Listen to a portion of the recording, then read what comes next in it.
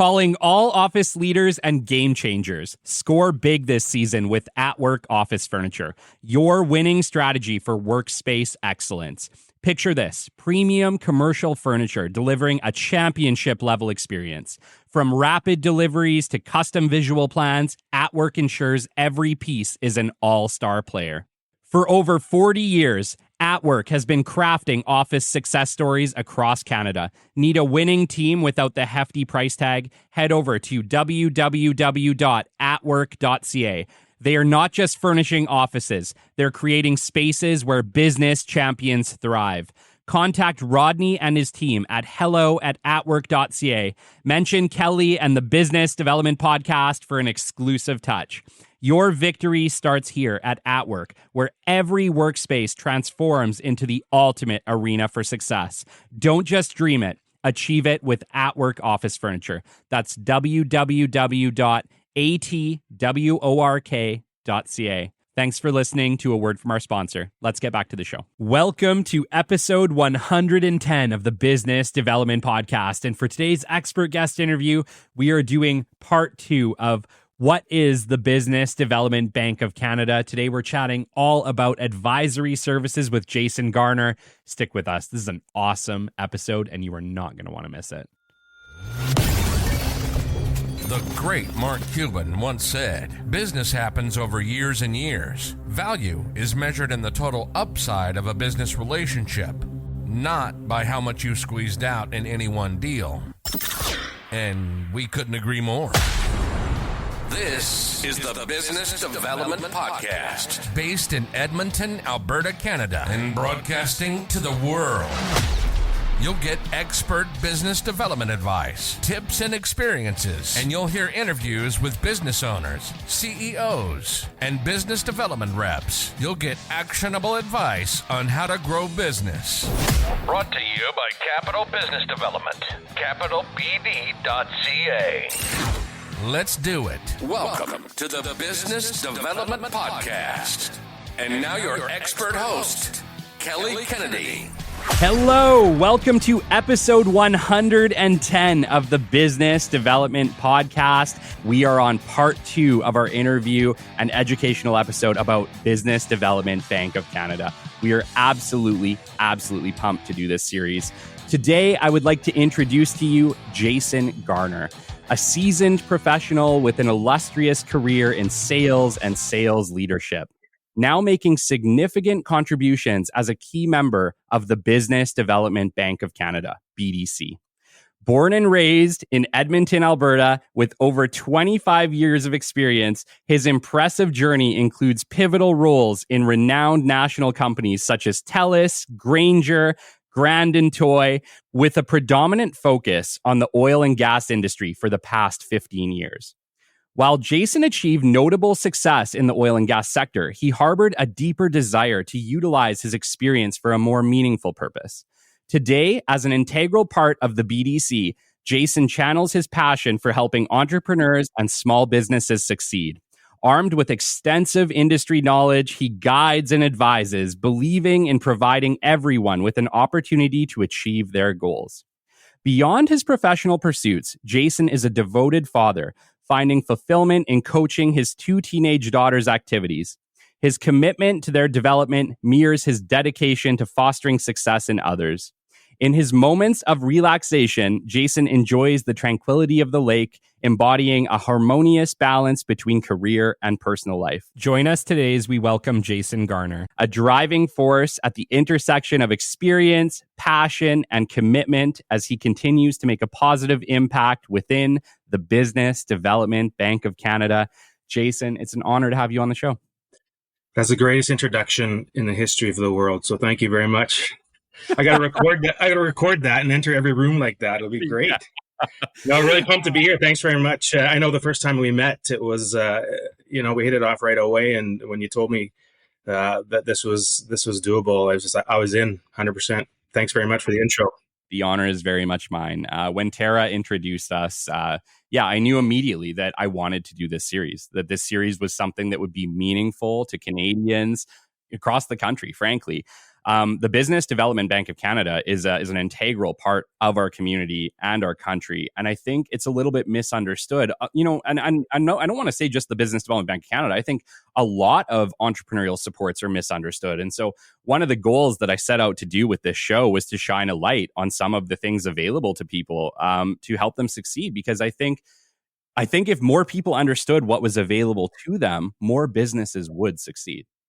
Yeah, well, they don't know what they don't know, right? And it is, I can't tell you how many times seeing an entrepreneur for the first time, they're like, "Oh, we didn't know you did that," and they'd even had a 10-year relationship with BDC, let alone the other institutions as well. So half of the struggle is getting in front of the right people, and then the other part is just showing value, and that's the best part of the role, to be honest. So yeah, there's two sides of the BDC. You had Rob Lajoie on before, and that's sort of the finance side of it. And again, it's not a bank. It's not a debit card and bricks and mortar. It's a federal government owned bank that is dedicated to entrepreneurs only. Yes. And the flip side of it is advisory services, which is consulting. And that's the side that I reside in. So we work obviously very close together, but two completely different offerings to the entrepreneurs. Yes, absolutely. And, with Rob, I had him take us back to the beginning of his career and run us through how he ended up with BDC. And he had an incredibly impressive career as well, spent basically all of it within the BDC, which was very impressive. I was very impressed by that. Yeah. And Rob's character, too. He's just such a kind and smart person. I really enjoyed that conversation. Yeah, he's a good guy for sure. Different for me, though. I've only been here a year and a half. You alluded to born and raised in Edmonton. So it was, opportunities with working with some of those national companies that you talked about to leave. But it's family first for me. And so my parents and sister are here. My family goes out to the lake, like you'd mentioned as well. So for me, it was just about what are you going to do in Edmonton and what are you going to do to create the quality of life that you want to do? So I didn't know what I wanted to do coming out of high school. I played hockey at a fairly high level, and the dream died in the 16th and 17th year. But I just always knew that I wanted to do something creative. So I actually tried to get into Grant MacEwan with their advertising and public relations course, but my Math 30 mark wasn't high enough. And again, don't get me going on how that didn't really matter, but that's just sort of check the box type of stuff. So I ended up going to NAIT. Yeah. In business, and the options for second year NAIT were marketing, finance, accounting, and again, I was so focused on the creative stuff and not really liking the number stuff, which the irony of working for a bank is there. So just finished with a marketing diploma from NAIT, and then spent a year backpacking in Australia. So wow. Finished, left at 22, came back at 23, and by that time, so many of the people that I went to school with and my high school friends had either graduated from U of A or NAIT or Grant MacEwan were working. So it was sort of time to get going, but still didn't really know what I wanted to do or where this path was going to go. But I knew I wanted to be flexible. I knew I wanted to be customer facing. So that really led to sales. Yeah. It's so funny because I hear you talk and I'm a lot younger than you, but I see myself. That feels like exactly my path too. It was like, but I think I was 23 by the time I figured out that, I think I'm on the right path. Yeah. Well, I needed a job. So I got it. My first job, like real job after school, was collections at TELUS. Oh, wow. And this is like landline only, monopoly. It was everybody's only way of communication back at the time. Shaw hadn't got into the game. All these places, it was TELUS and TELUS only. So it was just a bunch of 23-year-old yahoos drunk with power that you could cut off phones if people weren't paying their bills. So it was just a really, really interesting gig. And then I had a bunch of friends that were in outside sales, and I sort of found that life intoxicating a little bit, right? You got the company car, you got to wear nice clothes, you got to be in front of customers. The thrill of the chase, the reward financially and lifestyle of sales. And so I knew I couldn't sit behind a desk. So that really started at Grand & Toy when I was 27 years old. And that was really the start of what now sort of is the 24-year journey of this career for sure. Do you mind if we stay there for a second? Yeah. Just because you spent an incredibly long time at Grand & Toy, 2000 to 2012. Yeah. And you did everything from director of business development to district sales. Dude, what, obviously you've been through it, I didn't get into business development myself until, the end of 2012. Yeah. And so how has it changed? What was it like back then? What was it like in the early 2000s? The Grand Toy was like 10 degrees at university for me. There was so much learning in there because it was the real world. And I will say to this day, it was by far the most strategic sell of anything that I've ever been involved with, because it is high volume, low dollar, and it touches everybody. So the total cost of procurement of office supplies is insane. So it had to be a strategic sell, because it was one of those things that you think it's just pens and pencils, but everything had to be okayed by the CEOs and the presidents. And really, we really cut our teeth in the mass sector with hospitals and universities and big things like EPCOR and that type of stuff, where they would spend $7 million a year on what Grand Toy would sell. And if their order size was $20 versus $150, the cost of that to the organization. So I loved every bit of Grand Toy. I loved, starting when I was 27 in business development was absolutely just eat what you kill, full commission, go out there, knock down the doors. Just young and dumb, didn't know anything, right? Just went out there and then moved into sales leadership probably 2 years after that. And I was all in sales leadership until a year and a half ago when I started at BDC. But I loved my time in sales leadership, and I loved it because everything was different. It was dealing with the people. It was dealing with multiple different companies. It was helping people get better. It was seeing the success of other people that rolled up into your success. Yeah. When I started in sales leadership, I sort of found my place for sure.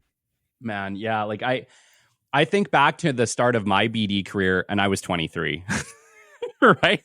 And same as you, right? Oil and gas, right? We're in Edmonton. That's our world, right? It basically, I used to tell people, it doesn't matter if you work for McDonald's, you work for oil and gas.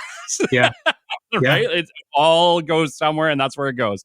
Well, if you decide to stay in Edmonton, that's the butter that butters the bread, right? And so everything's connected to it for sure.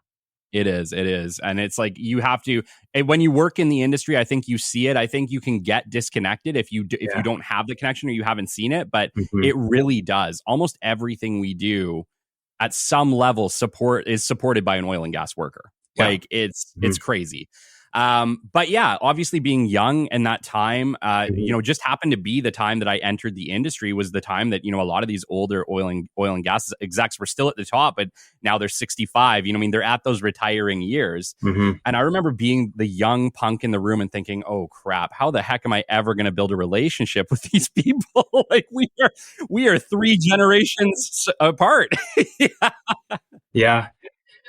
For sure. Like, again, I'm dating myself, but I would say that the hugest difference between starting at 27 and where I'm at now is just the education and the philosophy and the strategy behind buying, right? So before it was, I'm generalizing, but before it was relationship driven. It was who's the cheapest. It was what have you done for me lately? There was kickbacks and incentives and programs and all those different things right now. And now you've got a 2-year degree or diploma program at NAIT in purchasing and procurement, right? So it's, dealing with some old school guy, and then the next day you're dealing with someone that's 23 that just came out of NAIT and has, a checklist of 65 things they're looking for vendors, and it's, the environmental concerns and carbon footprint and all those different things that now companies who sell stuff have to have answers for and responsibilities to. Like, it's just completely changed in the 25 years that I've been in the gig for sure. Oh, I bet. Like, it's completely changed in the 13 years that I've been doing it, right? Like, it really does. The world is changing so quickly. Technology is evolving so quickly that I always tell people, no matter what you're an expert in, you were only an expert until yesterday, because tomorrow is a brand new day. And it really is. Like, that's never been more true. I'm sure there was a time in history when, if you learned a skill, that skill was probably the same for your entire career. Like, not a whole lot changed, but at the rate of change now with technology, with, like you said, just simple things like ESG and what people value, I would say business is being tipped on its head probably every 5 years at this point. Yeah, and I think the sales game and the business game's always been who's the most nimble and reactive, right? Like you can proactively go out and build a brand that attracts people, but at the end of the day, right now it's so customer driven, and it's almost like, as the company that's going out there and selling a service or a product, you're almost getting interviewed back by who you're trying to sell to, because Yes. there's just different stipulations and different wants and smarter, more strategic people on the other end of it, which is great, because that just Yeah. makes a better long-term relationship built on the right stuff. Well, I think what it's ultimately doing, and I don't want to say that we didn't create win-win scenarios in the past, because I'm sure we did plenty. Yeah. But I think it's never been more important for a buying decision to create a win-win solution with your customer. Yeah. Yeah. And I knew, like, 14 years of Grand and Toy with, I think, 4 different positions. They just were purchased by Office Depot, and a lot had changed, and there was an offer for a package. And I was just like, yeah, it was a different business. It was time to go. And I really wanted to get into something that was more oil and gassy. And so I knew some guys that had switched. It was Ackland's Granger at the time, which is now Granger. But it was far more industrial than oil and gas. And there is a difference, right? Industrial is machine shops and like the Finnings and the OEMs and that type of stuff. But it did give me definitely access to a different type of customer, whereas the decision makings for most of the office supply stuff were either CEOs, CFOs, and office managers and directors of procurement, where a lot of the day-to-day decisions based on Ackland's Granger stuff was the guys in the shop, right? So you like polar opposite needs, wants, and experience. Interesting. What did you notice? Obviously, that was a big difference. What would you say was the biggest difference of those two, buying personalities? What I really liked about the guys in the shop is that they were ones doing the job, and they knew what they needed to do the job well and safe. Where sometimes at a really, really high level in a boardroom, they're disconnected from the users of the product or the service, right?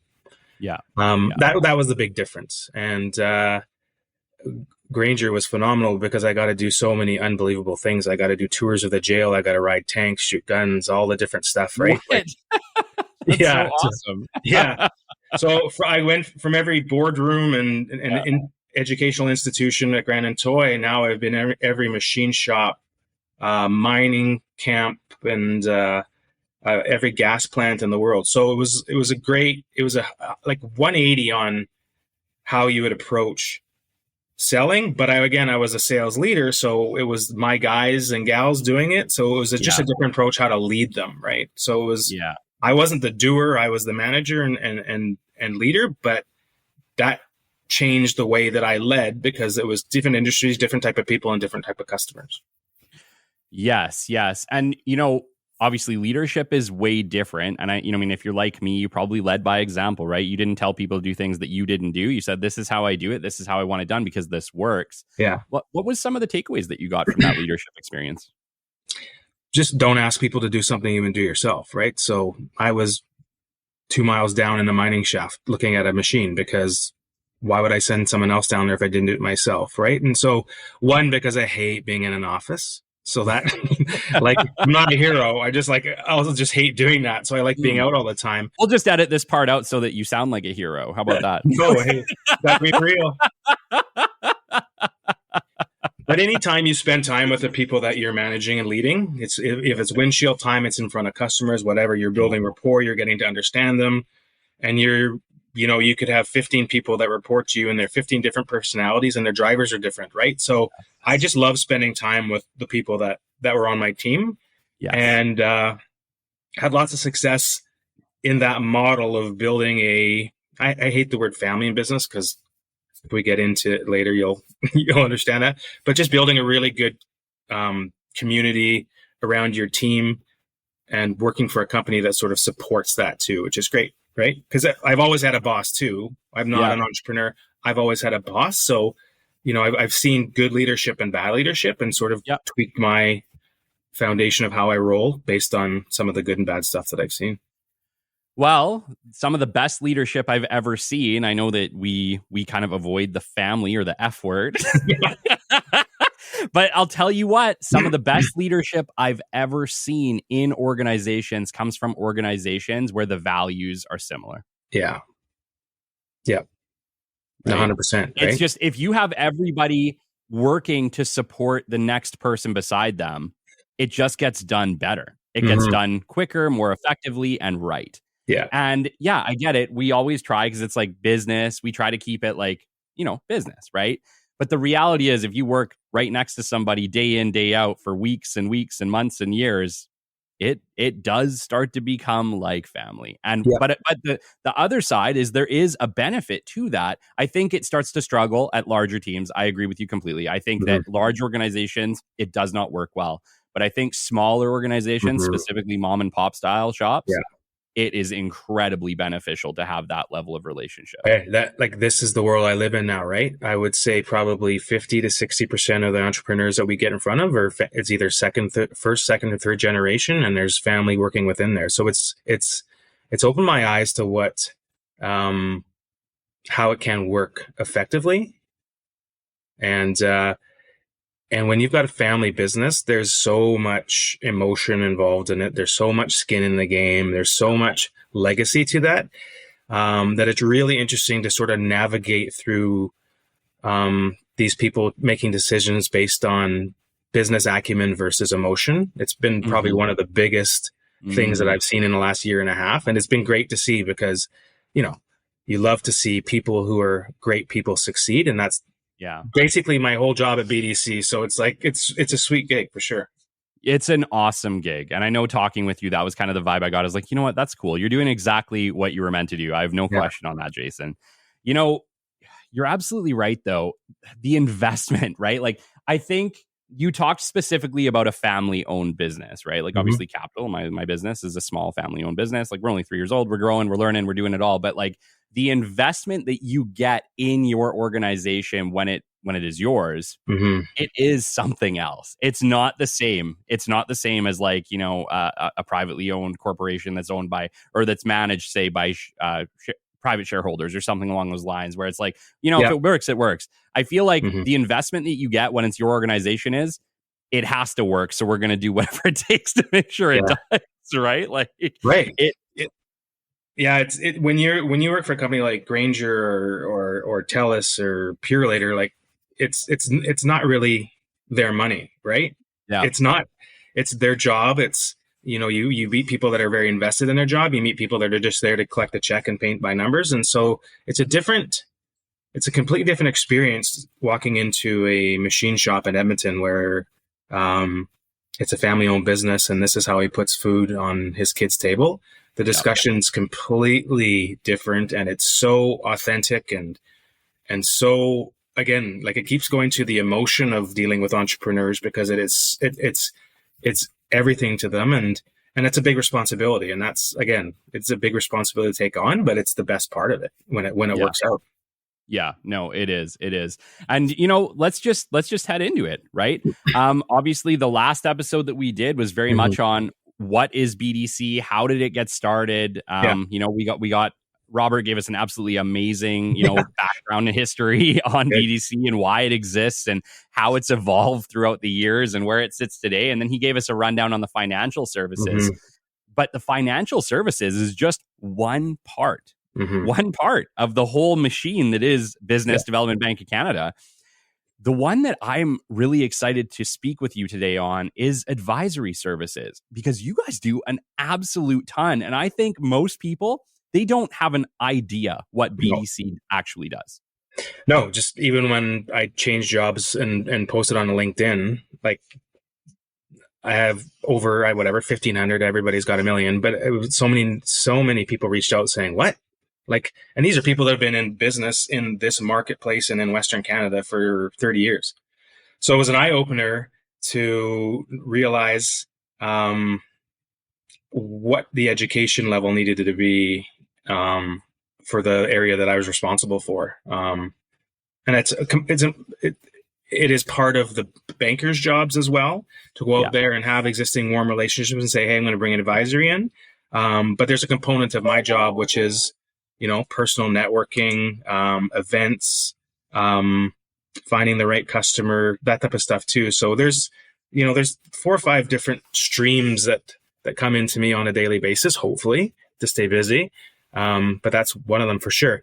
But yes, not a lot of people know about advisory if you don't know BDC. So at the end of the day, I think if you talk to every client partner across Canada at BDC, everyone would explain it a bit differently, because it's how and what it means to you and what it should mean to the customer. So the way that I explain advisory services is it's consulting services offered by BDC. You don't have to be a BDC financial client to use consulting and advisory services, but for the most part, that's the cohesive relationship, is you're already a partner with us on the finance side, and then we come in to see where we can help. And the way that I explain it, and I'm sure there's a very stoic, you can find it on our website, advisory services, a chapter on what it is. Here's how I explain it to customers that we sit in front of, and just when I'm sitting around having a beer with another business associate.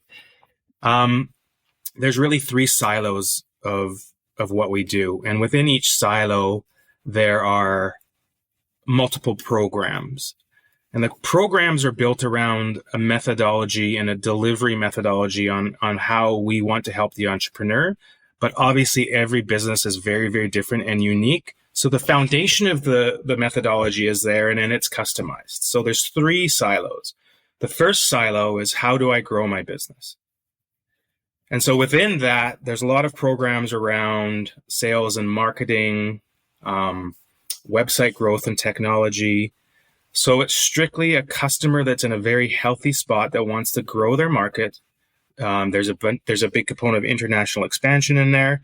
So it's just pure growth from a healthy organization going into a different market, or redefining their market, or going after different customers, or finding out what their brand strategy is, all those different things. So in that silo is, how do I grow? The second silo, which I spend 90% of my time in, is, how do I know I'm growing profitably? Mm-hmm. So within that, a lot of operational efficiency programs, quite a few financial management programs. And that's really generic, because you just even under operational efficiency, that could mean 63 different things to different people. Sure. And financial management, it really means understanding how to run your business based on profitability, and finding out how to use your business, how to use your money smartly looking forward, how to predict things, how to forecast. And after I tell you the third silo, I'll tell you why we spend most of our time in that silo. And the third silo is how to keep up with the growth. And that is a lot around technology, a lot around human resources. And this is probably the last time you'll hear me say the word human resources, because that sort of has the connotation of paint by numbers and rules and that type of stuff. We at BDC call it people strategies, especially around Northern Alberta, because it's about attracting the right people and retaining the right people. Because probably the number one thing we run into in the manufacturing and oil and gas and all the way up to Grand Prairie to Fort Mac to Fort Mackay, all those places, is just keeping people. Yes. Right. So how do I keep up with the growth? And because we see customers grow too fast, at the detriment to their organization and to their cash flow. So those 3 things: how do I grow? How do I grow profitably? And how do I keep up with the growth? And inside those 3 silos are a bunch of different programs that are super customizable to what the customer needs, and we can blend them and that type of stuff. But the philosophy, myself, I'm a generalist. I go out there and with all the bankers and meet people and see if there's an opportunity for us to help. And then the next step for me is to bring in a business advisor of that very specific silo and a specific area of that silo. And when the customer decides to move forward with us, behind myself and the business advisor is an entire national network of delivery consultants that are former entrepreneurs, CFOs, CEOs, presidents, directors of technology. So I always want to say to the customer, the resources that you're being given and that you have access to with us is just something you wouldn't have if you didn't know us, right? Yeah.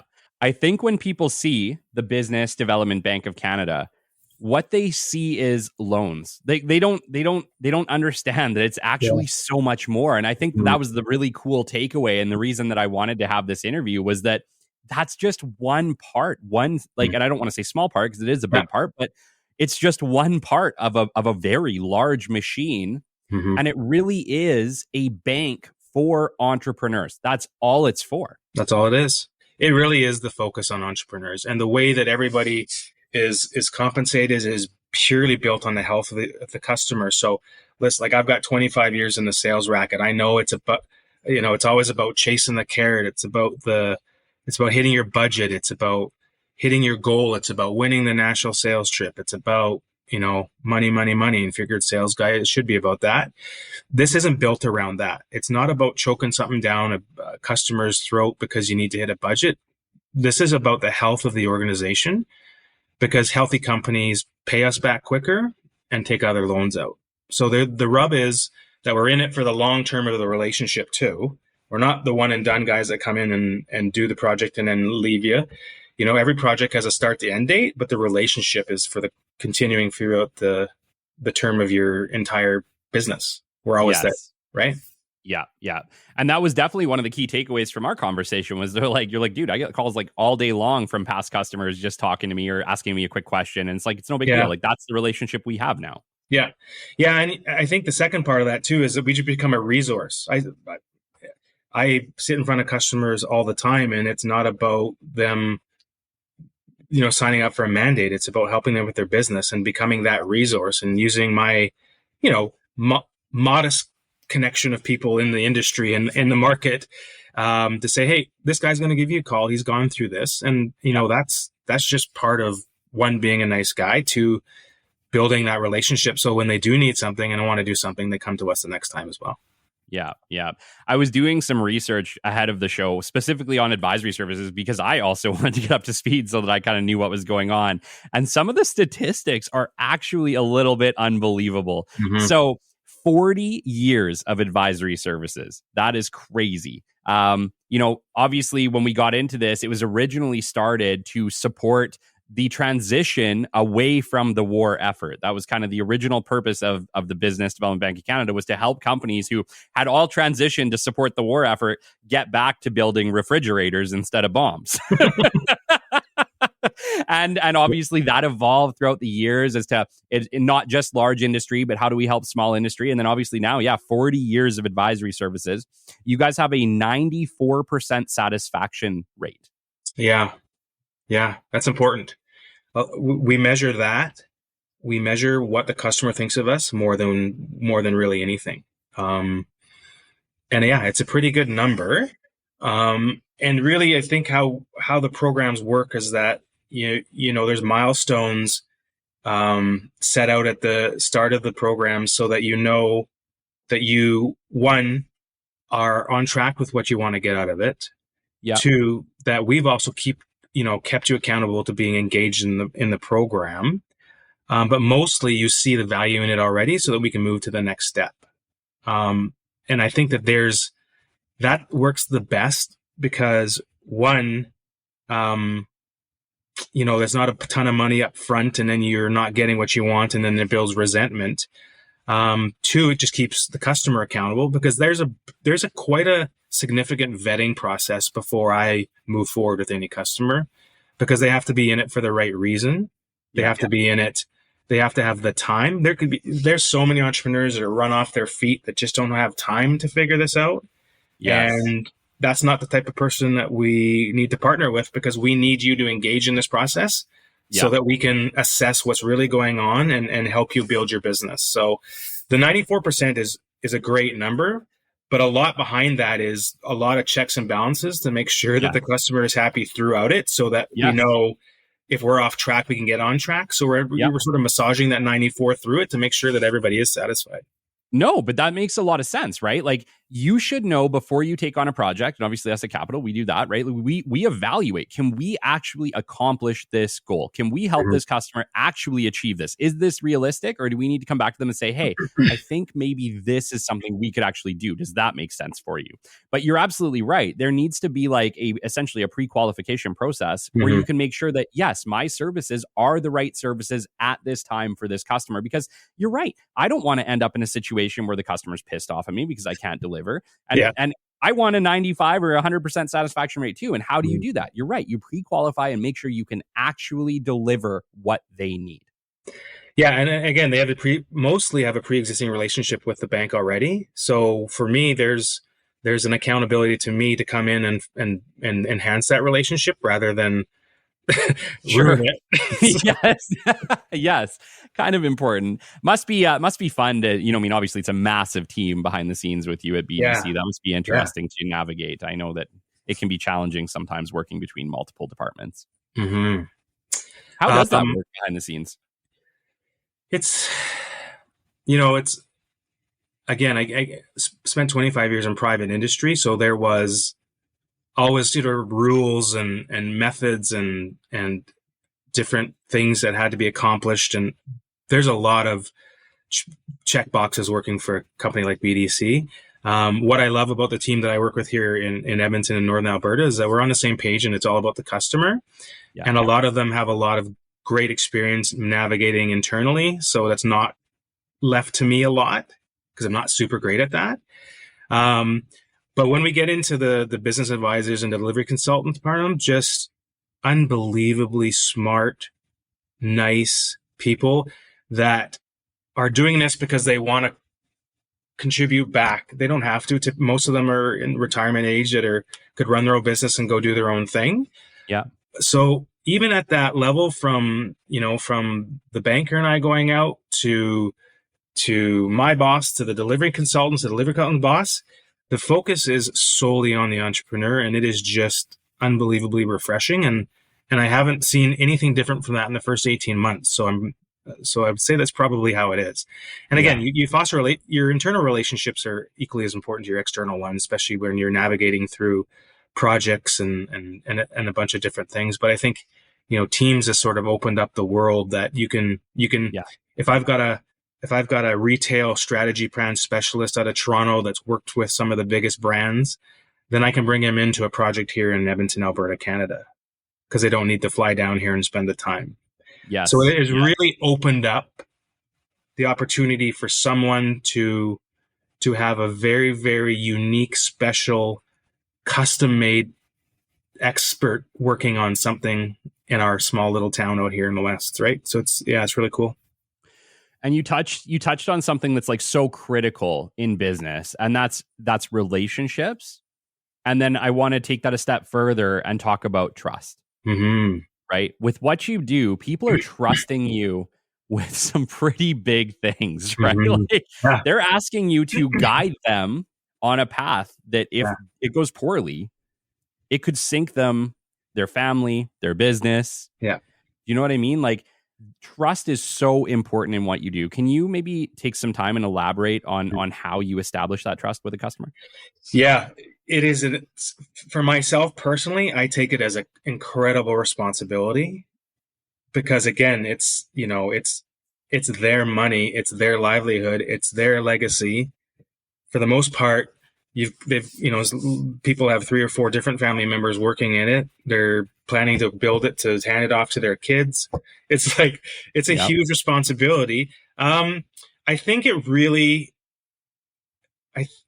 the sort of courtship process of it is for me can be quite long until I 100% have vetted it to know that they know exactly what to expect.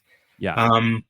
There's a stigma out there about consulting, right? Like if someone's been burnt back in the 80s and 90s and 2000s, you walk in and they're like, oh yeah, no, we don't do consultants, right? But that's just the nature of the beast. Most people, you can put a no solicitor sign on a door and not allow salespeople in. What other job can you say, no, you can't come in, right? So yeah. Could you imagine? No nurses. So I've never thought about that, but you're 100% right. That's so funny. There's no other job that someone could put a sticker on their door not allowing you in. But you have thick skin, and if you're in the sales game long enough. I was going to say, how many times did you I didn't see that. Exactly. I don't know what a solicitor is. Yeah. No, you hammered it out. Trust is the number one factor. And I'll give a lot of credit to the bankers. They're called BDLs, but I call them bankers, that have the existing relationships, because they've built that inherently in there. So there's not only trust that's been built between BDC and the customer already, then the banker has to have trust in me that I'm going to come in and do the relationship justice.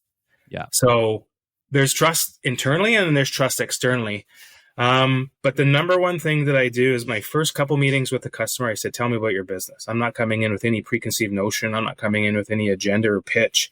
Because I love sitting across. And what I like to do is I like to walk around the building or the shop too, because I feel you can tell a lot about the culture, a lot about how these people lead, a lot about how people interact with the owners and presidents to see, what type of leader they are and people they are of their word. So I just really sort of roll up the sleeves and get in for a significant amount of time before we even move to where I think we can help. And I think that when you are interested in them, you become interesting to them. Yes. And so that's where the trust is built for sure. And we've walked away from stuff. We've walked away from some of the greatest people because it's just not a great fit. We walked away from some of the worst people because it's not a good fit. They've walked away from us because it's not a good fit. This isn't 100% business, right? So.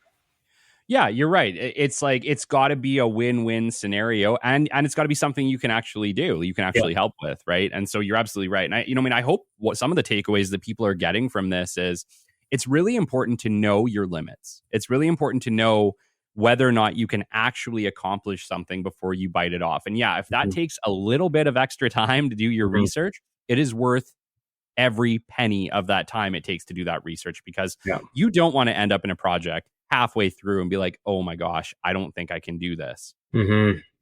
Yeah. No. And I think that 6% that isn't happy with it, that's just it, right? They just either we didn't vet it good enough. Some things changed. We've had we've been developing strategy plans with people and they've sold their business, which is great, right? Like you do, you run the business, but for the most part, and where that 94% comes in is it's just from the start of the program to the end of the program, there's been a great relationship built on trust and philosophy that we're going in the same direction, and that we are going to, at the end of the program, be there with you as you launch it, as you work for your business, as you manage this 3 to 5 year plan, and we're not going anywhere. And I think that too builds trust when you know that it's not a one and done methodology of consulting, right? Well, not to mention, if you're working with somebody for 3 to 5 years, it's pretty hard not to develop a pretty strong relationship with them. Yeah, no, for sure. We have like small business week mixers and stuff like that. And you should just the relationships that we have with our clients, much like most companies have relationships with their top clients as well. That stuff. It's a great, I love hearing success stories of companies locally that we helped with, and then they come and they meet other ones, and that peer-to-peer connection and just using the resources past, working on the program and continuing to see what other programs will help. Like that's the value of it, right? It's sort of developing strong relationships, healthy companies, and repeat business and relationships. Yeah. And like you said, just like the sheer reach of available experts that you guys have in your roster, right? Yeah. I think I was reading online, it's over 500 different subject matter experts across the country. Like, I can't think of anything you probably couldn't find a subject matter expert for. Well, when we do a lot of financial management for trucking companies and manufacturing companies. And so we've got a delivery network of people that have been in that business, run companies, understand trucking and manufacturing better than probably the entrepreneurs themselves. Where would you get that expertise, right? So we do a lot of work here in Northern Alberta with a lot of the manufacturing and trucking and transportation companies. A lot. Yeah. And it's usually right in that second silo. It's usually in that, how do I know I'm growing profitably? Mm-hmm. Um, Mm-hmm. I can see because that being really challenging at once you get to a larger scope. yeah, well, and I think, one of the things we talk about, and I'm stealing this from a really smart guy in Toronto that came in and talked to us. It's the, a lot of this, and I'm generalizing in Northern Alberta because there's so many different types of businesses, but what we run into significant amount would be companies, people that started working for a big oil and gas company or a big manufacturing company and then said, I can do this part of this better, and jump out and start on their own. And so it started with one truck at $0, and now it's $11 million company with 7 trucks, and your friend is the accountant. Yeah. Yeah. So you've just all of a sudden graduated to not working at a company you own. You've created a corporation. Yeah. And at some point for entrepreneurs, you just can't do it all. Mm-hmm. So we call it a crisis of delegation, where we deal with a lot of customers that are in the crisis of delegation. Right? So it's like, I've been everything to everybody. I've worked 20 hours a day. Yeah. This is getting too big. I've lost why I've started this. I don't know how to keep running this the way I'm running it. I can't keep running it the way I'm running it. Yeah. How can you guys help? And it really is that crisis of delegation moment is just an entrepreneur saying, I want to take it to the next level, and I just can't. Can you help us figure that out? Yeah. Yeah. I can definitely see that. I can see Mm-hmm. people getting there, and you're right. It's like there's no like alarm bell that goes off and says, "Hey, congratulations, you've made it." Right? Yeah. You're there, and you got there the way that you got there. Yeah. But you're right. It probably isn't sustainable the way that you were doing it. And sometimes I think it can be really hard, like you said, for entrepreneurs to see it a different way. And, Mm-hmm. I mean, I even experienced this earlier with the way that we did proposals earlier in the year, where until it was laid out in front of me and I saw the better way to do it, it was like, oh, how did I not think of that? But I think it's really hard to see it sometimes from where you're sitting. You need that outside perspective. Yeah. Yeah, for sure. And it's, why was I making more money at a $7 million company than I am an $11 million company, right? Like, those are the type of things that it's like, okay, we will bring in some resources to help you understand your business, develop a model moving forward, implement that model and help train you on how to manage that, and then be with you forever on it. And make sure that it's the right thing. Because if not, then we'll come back and tweak it. So that type of resource for entrepreneurs that aren't, graduated business owners, right? Yeah. They're people that found a niche or a passion that they wanted to do. They started it, and they've sort of maxed out on their business acumen to get it to the next level, which there is absolutely no shame in that. Asking for guidance and help through a partner is just another aspect of being a smart business person. Yes. And like the scope of projects you guys can take on too is absolutely astronomical. Yeah. I was doing some digging. 6,000 projects since 2020. Mm-hmm. 6,000. Yeah. How? Well, anything from a $2 million pet shop to a $140 million toy manufacturing company, right? So there isn't really anything that we don't touch, right? But again, out of those 6,000, we just have this unbelievably great relationship with a lot of entrepreneurs on the finance side that just really leads into the advice side. Sure. Yeah. Sure. Yeah, it's so much more than a bank. And that's why I wanted to do this. I really wanted to show people that there is so much more here than just money. There's complete support. Yeah. Yeah. And the programs run, again, anything from 2 million to 2 billion. And we've got some very, very high end programs that the companies have to be 50 million plus. They've got to have a leadership team. And it's really built on taking your business to the next level, having offsite education retreats in Kingsburg and Toronto with peer connections. So it's not just the mom and pop. Our wheelhouse, here in Northern Alberta is very, very, 5 to 10 to 15 million. Yeah. That type of stuff. But nationally, we've got programs for high end, high revenue, high impact type customers. So if you're listening, just ask, connect with somebody, figure out what we can do, right? Yeah. What is the overarching purpose and goal of BDC Canada? What is it that you guys are trying to accomplish? Across the board, and I think it's on a commercial, it's just helping entrepreneurs reach their dreams. And that is that's like marketing tagline, but that's it in a nutshell, right? That's it in a nutshell. I'm a big local guy, right? So born and raised in Edmonton, not leaving. I shop local, I eat local, all those different, so for me one of the things I said when I was looking at joining the job is just want to help at this point, because the last 25 years, it's in that sales game. It's been going after them to get this product or service. And because I need to hit the budget, I need to do this, right? This job is helping entrepreneurs. Yeah. The bankers help entrepreneurs. The advisory services helps entrepreneurs. That's what our entire mandate is. Yeah. And all of the metrics that are driven internally through, through how we approach customers, how the customers feel about us, how long the programs are taking, how engaged they are post-program. Every metric that we measure is customer satisfaction based instead of profit based or growth based. Yeah, it seems to me that because it's a crown corporation, it really has to be about what's good for the people. It has to be. Yeah. Right.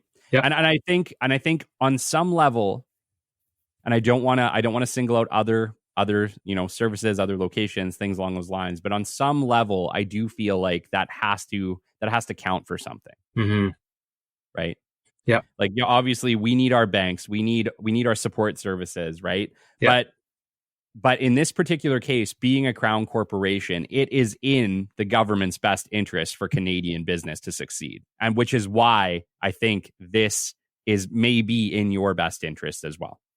Yeah. That's the messaging from the minute you wake up to the minute you stop working is it's for the customer. And if you're not that type of person, then it doesn't last here for you. Right. So, yeah. We've done a lot of talking. We've talked about advisory services. Who is there specifically companies that you guys prefer to work with, or that right now they fit a mandate? Obviously in Edmonton, we're a fast growing tech sector. Is tech a priority? Are there companies that are more of a priority than others at this time? I don't know if it's industry based. I think for customers to have a successful advisory experience, they have to be coachable. They have to want to grow profitably. And they have to want to invest a little bit of time and money on getting better. Technology, absolutely, right? So we do a significant amount of technology mandates. And we're just getting into AI, all the different things, right? Just trying to figure out how that, as a resource to customers, they'll come and say, well, how is AI going to work for me? Well, we don't really know that yet, but we're putting a lot of resources to figuring out how we can assist and help customers that way. But technology, the federal government launched a program 2.5 years ago, don't hang me on that, called the Canadian Digital Adoption Program, which was a grant program for customers to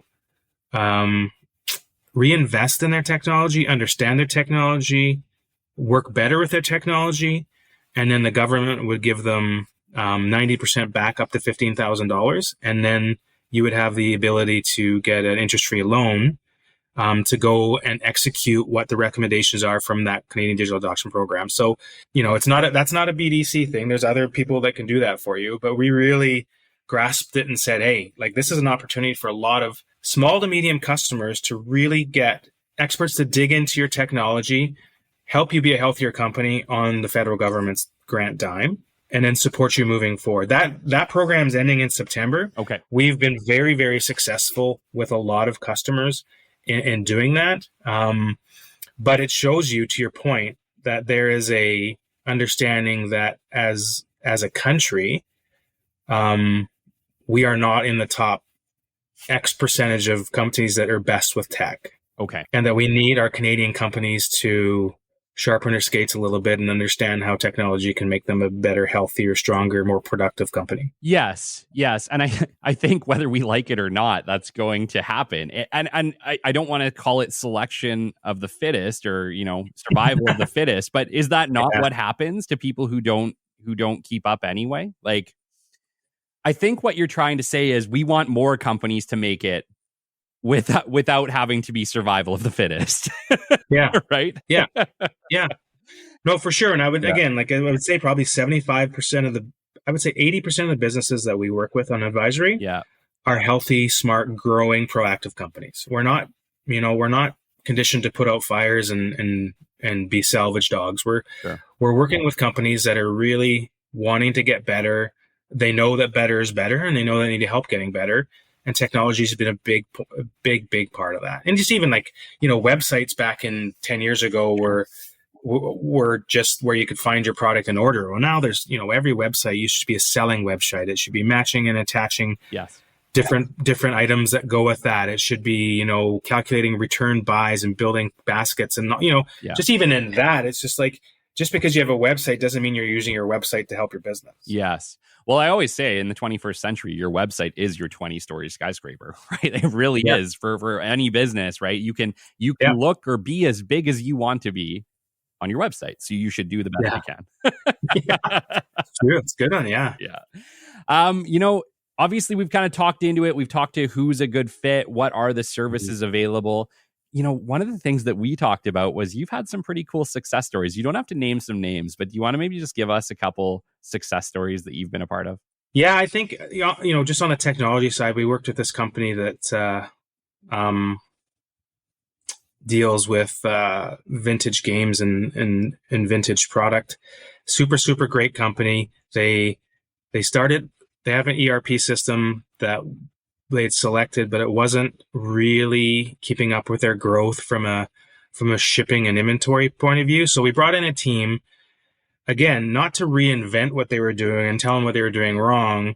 They said, this is what we use. How can we use it better? And we brought in a very, very experienced team on the ERP side to help them, decide on a couple different bolt-ons. And they've grown their business 3 times in the last year, and they started at $40 million. So again, it wasn't one of those things where they were doing really, really great, but knew that they didn't have the resources to figure out how to fix this, and that we did. And so we brought in some experts that spent a significant amount of time figuring out how they want the next 3-5 years to look, because just fixing this for right now wasn't the fix. It's how do we put something in place that grows with your business, because you guys are going to the moon. Yeah. So that's a good one, because again, it wasn't so much the company was in peril. It was they knew they wanted to get better and didn't know how to get better. Yes. And then we just, again, like I said, we work with a lot of trucking and companies, and there's this really, really great trucking and construction company here in Edmonton. They had 4 different opcos, all on 4 different systems, not reporting to themselves. They had no idea where their money was going or where it was coming. So we sat down and we worked with them. Most mandates take, most programs take 6 to 8 weeks. We've been working with these guys for about a year to really fine tune a financial model that allows everything to roll up into one, so that it's not just about where are things right now. Yeah. It's about how can we use our money to grow, expand. How can we work on our cash flow? Because cash flow is a big problem here. Yes. In Northern Alberta, because the AR on a lot of people's businesses is 90 to 120 days. Yeah. And you're fronting the cash for the job, right? So, that's a generalization again, but we see that a lot. Mm-hmm. So another really strong company that knew that they needed to help to sort of figure out how to look at this thing as at a really, really top level. And we engaged with some of our top financial guys that have construction and manufacturing and transportation experience to really build them out a dashboard and model, so that they can now grow, and they've already expanded into Calgary and Saskatoon just based on them understanding how to work their money better. Wow. Stuff like that. Yeah. Yeah. I know we have a bunch of people listening right now, Jason, and they're thinking, okay, this sounds really good, but what are some of the keywords you could maybe give them to just let them know, we could help you? What are some of the problems they could be having that would make them a great candidate to reach out to you? If you are wondering why you're not as profitable as you should be, give us a shout. If you want to expand into the US and China, give us a shout. If you want to revamp your website to make it a selling website and recreate your brand and market to the right people, give us a shout. If you want to completely revamp or tweak how you hire people and attract people and retain people, for sure, right? If there's so many things, I'm missing so many things. Yeah. If you want to just grow your business, if you want your business to be healthier, you want to just sit down with someone with no strings attached for some advice on where we think we can help you and take it, give us a shout. There's really nothing that we wouldn't entertain, but there's a type of person that is the type of person for advisory services and consulting. And that, like I said before, someone that listens, that's coachable, that wants to grow their business or wants to get more profitable, that is willing to be vulnerable and show us your scars and warts so that we know exactly what we're dealing with. So again, it's just such a great job because you get to sit with so many really interesting people that are just trying to do their best and have done phenomenal, and just listen to their story and see if you can help. So yeah, wouldn't turn away anybody to have that initial conversation for sure. Cool. And you don't have to be a financial partner with BDC. And that's another big thing too, is, we run into saying, oh, well, I don't have any loans with you guys, so I can't use you. That's not the case, right? Yeah. Okay. The consulting and advisory services relationship is also standalone. Perfect. And obviously, you're talking to an absolute ton of entrepreneurs around the world, Jason. Yeah, what would be, sweet.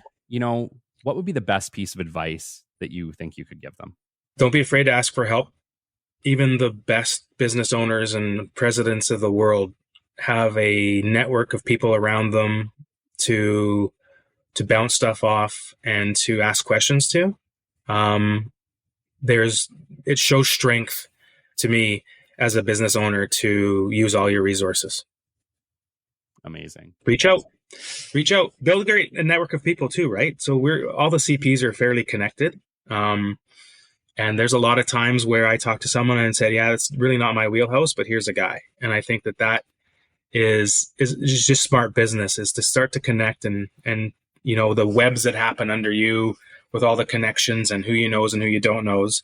Yeah, it's just about networking and reaching out and seeing if there's somewhere there that can give you a hand. And better's better, right? If you're running a phenomenal business and you want to take it to the moon in the next 3 and 5 years, and you need a little bit of help or resources or understanding how you can do that, we just put you in front of the right people to help you do that. Yeah. Well, you hit on it earlier. You don't know what you don't know. And, that's a lesson I learned a long time ago. And I take that into every single interaction I have, because I'm well aware that I only know my limited experience. And there are going to be a lot of scenarios in my life where that's not going to be enough. And that's okay. And that's okay. Yeah. Because we're all there. Yeah. The long range risks of comfortable inaction are often more expensive than the costs of action, right? Yeah. Yeah. So not doing it is going to cost you a lot more than doing it in the long run is typically what we see. But you just have to sort of figure out what you want and connect. Well, and the cool thing about this is that if people do recognize that this is where they're at and they're like, oh no, you know what? I think I do need support. I think I do need these services, but maybe we can't quite afford that right now. Yeah. We're in a tight cash flow issue, like you said. There's loans available through your service, right? So you can get both at the same time, which is also really cool. Yeah, for sure. And I bring the banker with me a lot, and I go out with them a lot because, the conversation heavily turns to what as a whole organization can we do for the entrepreneurs. So, and again, you're right. It's there's a lot of companies that are in cash flow situations that they want to do but they can't do, and we can talk about that as well, for sure. Awesome. If people are listening to this, Jason, and they're resonating with this, they want to reach out to you or they want to reach out to BDC Canada, what is the best way for them to get a hold of you? It's a great question because we don't really have sort of a national call center to defer. you can reach out to me on LinkedIn, and I'm pretty connected across the country and can get you in the right place at the right time with the right person for sure. Perfect. Well, that takes us to the end of our show today, Jason. This has been episode 110. This is our part 2 of BDC Canada. We were on today with Jason Garner, partner of advisory services right here in Edmonton, Alberta, Canada. Jason, it's been an honor. You and Rob Lajoie have been amazing to interview. You brought so much knowledge and I think a great understanding to what the Business Development Bank of Canada is all about. And on behalf of entrepreneurs everywhere, thank you for doing that. Thanks for having me. Much appreciated. Until next time, this has been the Business Development Podcast, and we will catch you on the flip side. This has been the Business Development Podcast with Kelly Kennedy. Kelly has 15 years in sales and business development experience within the Alberta oil and gas industry and founded his own business development firm in 2020. His passion and his specialization is in customer relationship generation and business development. The show is brought to you by Capital Business Development, your business development specialists. For more, we invite you to the website at www.capitalbd.ca. See you next time on the Business Development Podcast.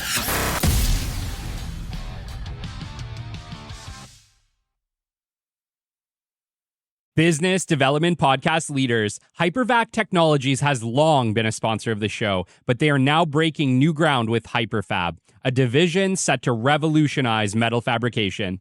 Rooted in family-run service, Hypervac now introduces fiber laser cutting machines, reshaping the game in metal fabrication. Hyperfab's fiber laser cutters offer precision beyond compare, meeting modern standards flawlessly. Speed up your projects with remarkable efficiency, reducing production time and boosting productivity.